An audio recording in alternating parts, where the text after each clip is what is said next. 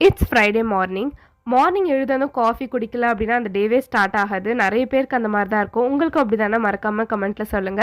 So coffee வச்சு குடிச்சுட்டு அதுக்கப்புறம் பிரேக்ஃபாஸ்ட் அண்ட் லன்ச் வந்து ப்ரிப்பேர் பண்ண ஆரம்பிச்சுட்டேன். பிரேக்ஃபாஸ்ட்காக தோசை, அதுக்கப்புறம் வேர்க்கடலை சட்னி தான்.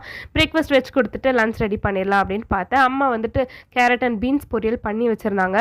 நெறைய பேர் வந்து வெஜிடபிள்ஸ அப்படியே குடுத்தோம்னா சாப்பிடவே மாட்டாங்க பொரியல். ஆனா அதிலேயே கொஞ்சம் வந்து இந்த மாரி முட்டைலாம் போட்டு என்ஹான்ஸ் பண்ணி குடுத்துட்டோம்னா, அதில நான்வெஜ் இருக்கு சூப்பர் அப்படின்னு சொல்லிட்டு சாப்ட்டுருவாங்க. ஸோ, அதனால தான் 2 முட்டைய அடிச்சு ஊத்திட்டு, அதுக்கப்புறம் அதில வந்து அம்மா செஞ்சிருந்த கொஞ்சம் கேரட், பீன்ஸ் பொரியல் போட்டுட்டேன். அதுக்கப்புறம் சால்ட் அண்ட் பெப்பர் வந்து டேஸ்ட்‌க்காக. ஏன்னா எக் ஆட் பண்ணியிருக்கோம் இல்லையா? கொஞ்சம் ஸ்பைசினஸ் கம்மியாயிரும் அதனால. ஸோ, இதெல்லாமே போட்டு பேக் பண்ண ஆரம்பிச்சுட்டேன் லன்ச்சு. நமக்கு அம்மாலாம் ஸ்கூல் லஞ்ச் பாக்ஸ் பேக் பண்றப்போ, நெறைய லஞ்ச் வைக்கிறப்போ, அம்மா வேணாம் வேணாம் போதும்ன்னு சொல்லி அடம் பிடிப்போம். ஆனா, இப்போ நம்ம ஹஸ்பண்ட்காக லஞ்ச் பேக் பண்றப்போ, இன்னும் நெறைய நெறைய வைக்கணும்னு தோணும். ஆனா, அவங்க வேண்டாம் வேண்டாம் போதும் அப்படின்ட்டு சொல்றாங்க. அதெல்லாம் முடியாது அப்படின்னு சொல்லிட்டு எல்லாத்தையும் போட்டு லஞ்ச் பேக் பண்ணி குடுத்தாச்சு. இந்த விளாக் உங்களுக்கு பிடிச்சிருந்தா மறக்காம சப்ஸ்கிரைப் பண்ணிக்கோங்க.